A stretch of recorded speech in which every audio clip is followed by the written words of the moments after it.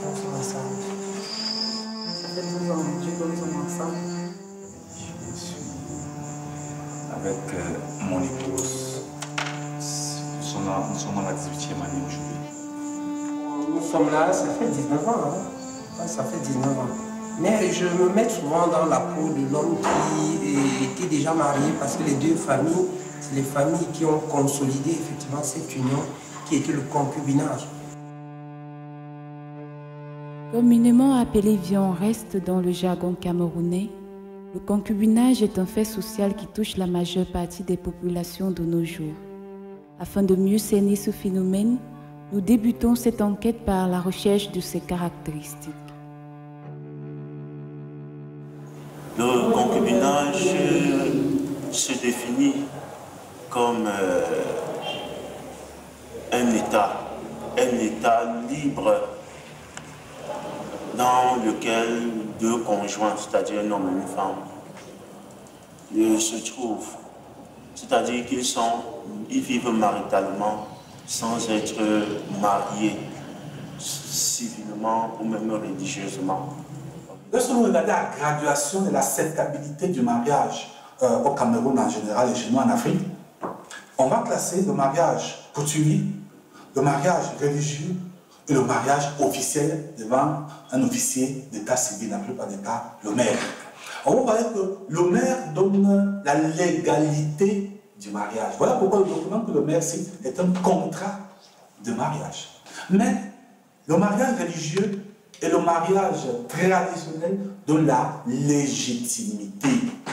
Du coup, si pour un individu qui est allé voir la famille d'une femme qu'il a dotée, comme on le dit chez nous, socialement il est marié, parce que cette femme est reconnue par la famille du mari et le mari est reconnu par la famille de la femme et les enfants sont la descendance légitime du couple selon les lois traditionnelles. Malheureusement, s'il n'est pas encore passé devant l'église, il n'est pas reconnu par l'église en tant que communauté d'hommes qui réalisent un certain culte, ou alors s'il n'est pas encore passé devant le maire, le mari ne sera pas reconnu par la loi. Donc, peut être donc un concubin, celui, qui n'a pas cette légitimité sociale, c'est-à-dire le mariage n'est pas reconnu par la société, donc il n'a pas encore doté sa femme, ou alors le mariage n'est pas reconnu par l'église, donc il n'a pas encore fait un mariage religieux, et enfin le mariage n'est pas légal, c'est-à-dire qu'il n'est pas passé devant monsieur le maire. Mais il y a une nuance. Si tout à l'heure vous décidez d'aller vous marier devant le maire en catimini parce que vous êtes adulte, monsieur et madame et deux témoins, votre mariage est légal. Mais il ne sera pas légitime parce que les parents ne reconnaîtront pas le mariage. Et lorsque vous rentrez dans la Bible, qui marie? C'est le père. C'est le père qui marie, qui donne sa fille en mariage. Donc, chaque fois que le père n'a pas encore donné la fille en mariage, alors on parle du concubinage. Une autre chose, je voudrais qu'on comprenne encore mieux cette question du concubinage. Le concubinage peut s'étendre même chez celui qui est marié, que ce soit civilement ou religieusement, mais qui entretient encore une autre relation. Il y a une femme au dehors avec qui il entretient des relations sexuelles. C'est vrai que ça va prendre le terme de fornication pour deux personnes qui vivent comme ça là et qui ne sont pas mariées, ou même pour adultère, oui, pour celui qui est déjà marié mais qui a encore un regard à l'extérieur, il est sa propre femme ou il est son propre mari pour avoir une autre relation extra-conjugale. Si tout ceci permet de le caractériser, comment comprendre sa prolifération? Quelles pourraient en être ses causes? Je pense que les causes devraient être recherchées chez ceux-mêmes qui s'engagent. Oui, qui s'engagent. Oui. Peut-être leur poser la question, pourquoi vous êtes engagé dans une telle vie, dans une telle union? Et on a décidé de vivre ensemble d'abord parce que moi je l'aimais, j'ai un grand amour et de surcroît, non seulement de l'amour, mais aussi la responsabilité qui a suivi. Parce qu'aujourd'hui, là, on a 3 enfants. Et avec ces responsabilités, bah, c'est pas facile. Il est arrivé. Il a bien su le prendre depuis. J'ai accepté. On a vécu. À un moment donné, il a dit que tu dois toujours rester chez vous pendant jusqu'à quand. Et ça, là, il m'a accepté, j'ai compris. Je ne pouvais pas rester chez nous avec la peur et tout et consort. Mes parents devaient me dire que non, on ne veut pas de ça, on ne veut pas de ça, le stress et tout. Il a dit que continuer, ma maison est ouverte pour toi. Je suis alors venue, nous sommes restés ensemble. When our relationship was growing day by day, he now wanted to propose to me, like wanted to get married to me, and I accepted. I was happy. Along the line, I got pregnant. So in our village, they do not get married to a woman who is pregnant until you give birth. So we went and met my parents, we arranged everything. So I came, I was living with him till today. Quand tu rencontres quelqu'un et que vous mettez par exemple ensemble, il y a un ami qui s'installe et qu'on ne peut pas expliquer. Ce qui fait que ça te pousse toujours à être avec la personne. Quand ça te pousse à être avec la personne, doucement pour finir, quand les enfants commencent à arriver, il y a quelque chose forcément qui va te dire que je dois rester avec ce type et qui ne doit pas se voir. Voilà, les choses. C'est aller ensemble dans un même toit. Qu'est-ce qui pourrait être les causes du concubinage chez nous? Je ne veux pas aller dire ailleurs. Chez nous, en Afrique, chez nous au Cameroun. Première chose, il y a ce boulot d'étranglement qu'on appelle la dot, qui est devenu, dans certains cas, une sorte de commercialisation à ciel ouvert, où on donne la fille au plus offrant. Et lorsque un individu n'a pas les moyens de pouvoir exécuter cette dot, vous imaginez que ça ne sera pas facile d'aller devant le maire parce qu'il n'est pas encore marié. On s'est dit qu'avant de célébrer le mariage à l'église, il y a d'abord 2 autres types de mariage à respecter. Le premier type, c'est le mariage coutumier. Il faut que, par respect non, pour les parents, parce que le Seigneur a dit honore ton père et ta mère. Donc, par respect pour les parents, il faut que monsieur aille présenter madame à ses parents. Que madame aussi dise à ses parents que voici l'homme avec qui j'ai décidé de passer ma vie. Et comme on appelle ça chez nous la dot, l'homme doit donner quelque chose aux parents. Ce qu'on donne, ce que le mari donne aux parents de la femme, ce n'est pas pour payer tout ce qu'ils ont dépensé pour élever leur enfant. On se comprend un peu? C'est pas pour payer ça, mais c'est voilà, c'est symbolique et c'est pour établir le lien désormais entre les familles. Et la question de la dot pose directement les conditions de vie qui vont entraîner le problème d'insertion sociale, la capacité de l'homme de supporter la charge du mariage. Pour le faire, il faut avoir un travail décent. Et quand je dis un travail décent, c'est-à-dire avoir un salaire qui permet non seulement d'héberger une compagne, mais surtout de répondre aux sollicitations sociales dues au mariage. L'insertion professionnelle fait à ce qu'on se marie de moins en moins et les jeunes vont plus loin à l'école. Plus vous allez à l'école, moins vous êtes enclin à vous marier. Et l'âge faisant, les filles vont subir, les femmes vont subir la crise du mariage. Vous allez observer dans la société que davantage, il y a beaucoup de femmes seules, il y a beaucoup de filles mères, parce que, ayant traversé l'âge de 22-23 ans, plus vous avancez, plus les chances de mariage s'inversent. En tenant compte du fait que la société y est pour beaucoup, Quelle est donc la part de responsabilité de l'individu? La psychologie démontre aujourd'hui que l'adolescence est passée jusqu'à 33 ans. Du coup, il y a ces individus à l'âge de 33 ans qui continuent à se comporter comme des jeunes enfants et ne pensent pas à se marier. Vous allez le voir.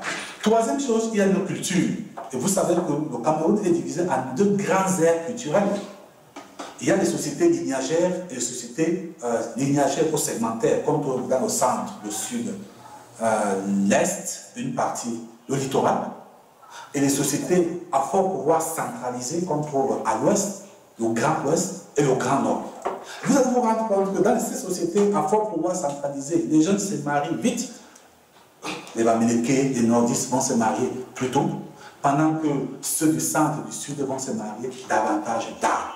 Parce que justement, il n'y a pas une forte prégnance de la tradition sur les uns, alors qu'il y a une forte prégnance de la tradition sur les autres.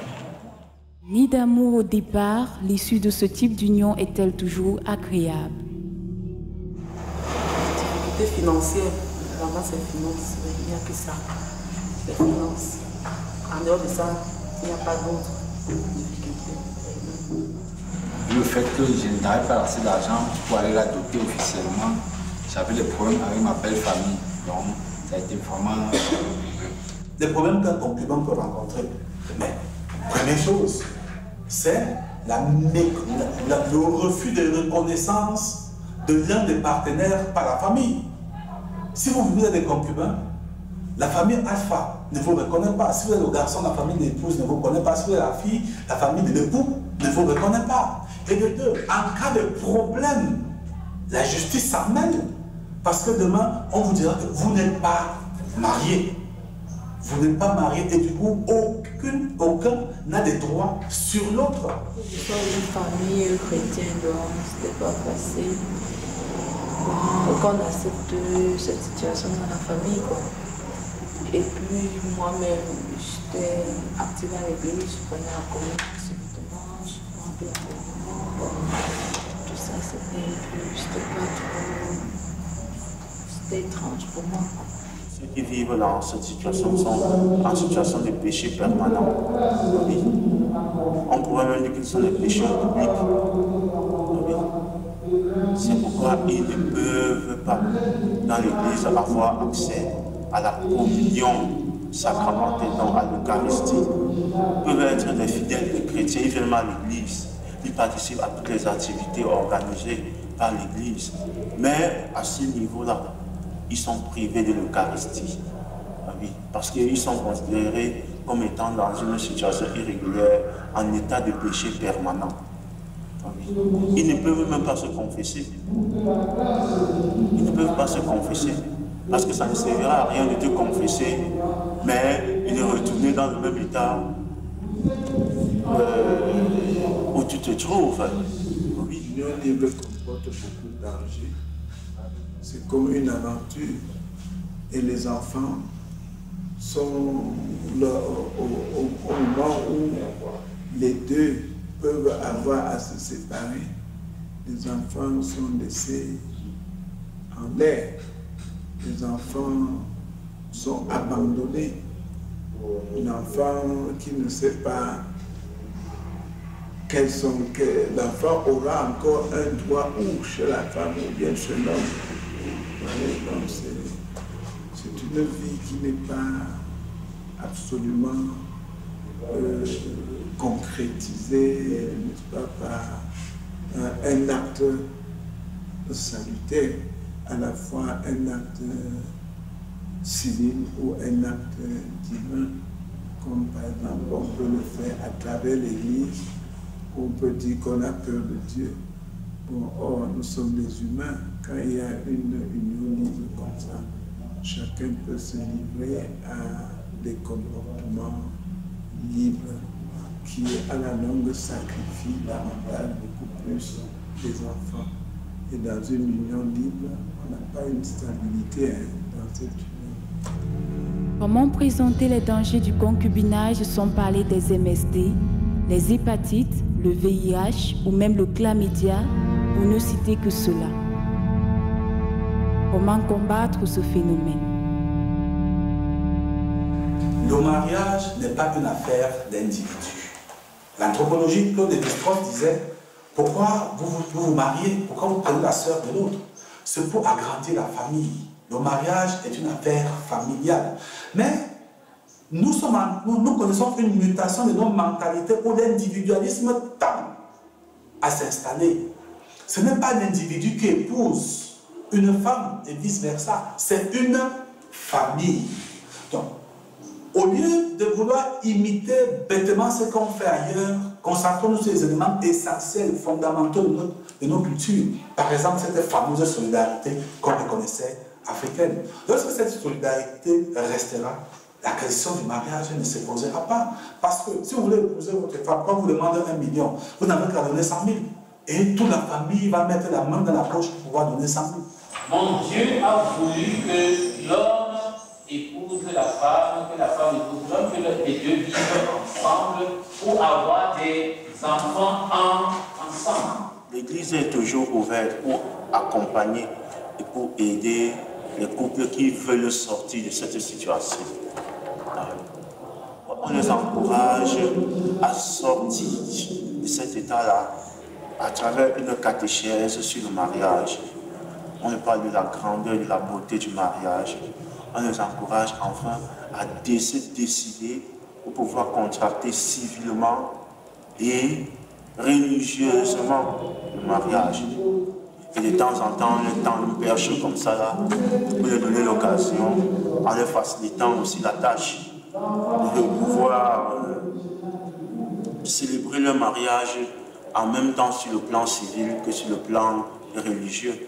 Voilà pourquoi dans notre cathédrale, le recteur a pris l'initiative depuis l'année dernière d'organiser des mariages qu'il a baptisés le mariage de la grâce. C'est à la suite, n'est-ce pas, de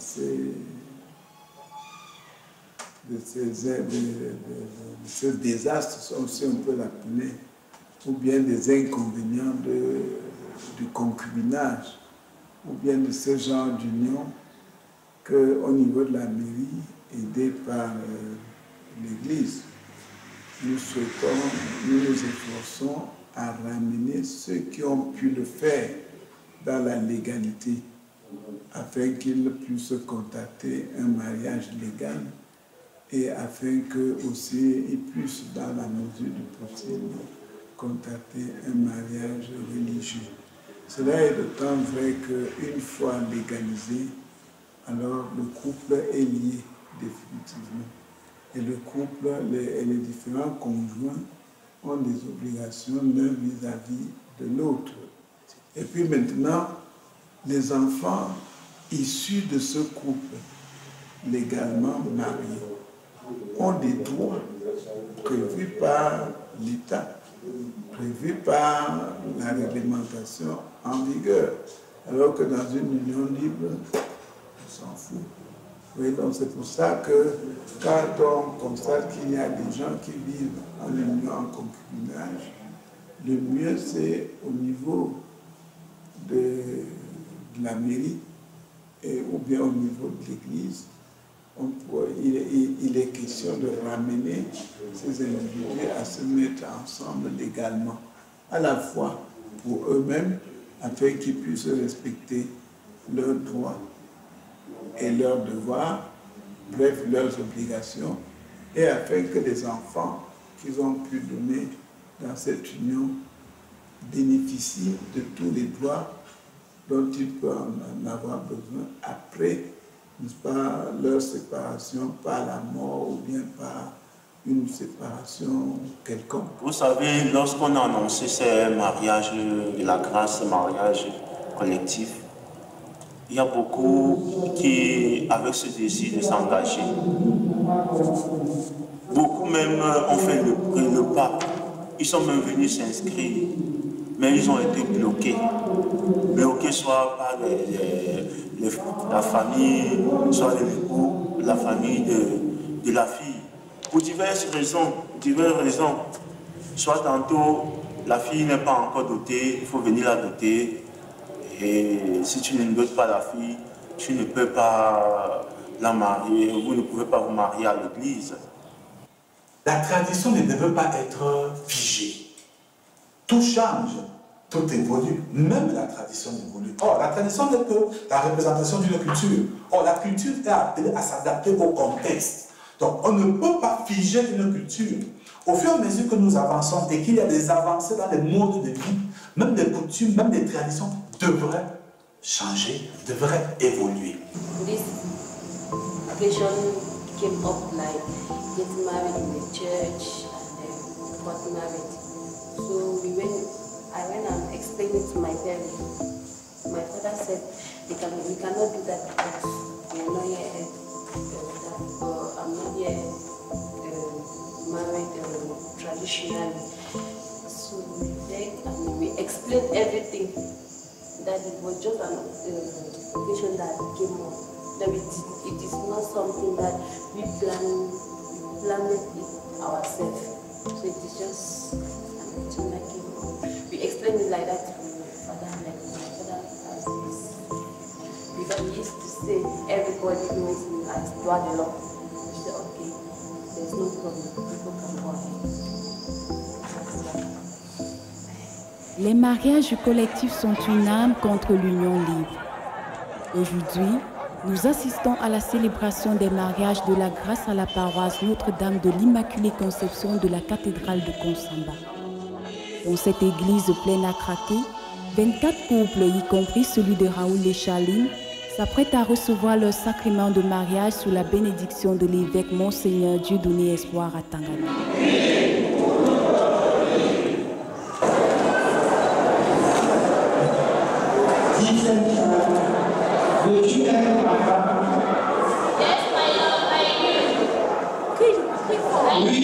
Oui, je le veux. And you, will you be my husband? Oui, je le veux. Moi, c'est la reine là-haut, devant je le reçois. 17 Charlie, ma grande amour.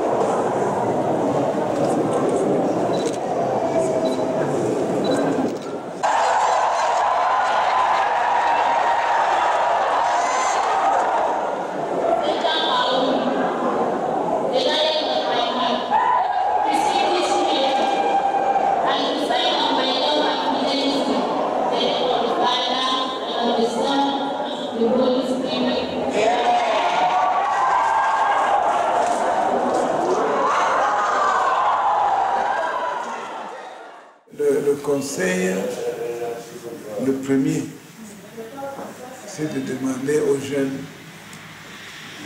s'ils peuvent résister, c'est de s'amener au mariage étant sain l'un vis-à-vis de l'autre, afin de fabriquer divinement une vie et des enfants sains, une vie saine. Voilà à peu près ce que je peux dire. Donc, si vous me demandez, je ne souhaite pas que les jeunes s'essayent avant d'aller au mariage.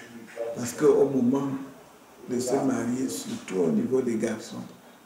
Ils se demandent bien, j'ai besoin d'avoir une fille qui est vierge. Et quand tu as déjà gâté une autre, mais vous gâtez celle-là pour chercher quelle autre fille vierge. Si les autres garçons faisaient comme vous, finalement on n'aura jamais de fille vierge.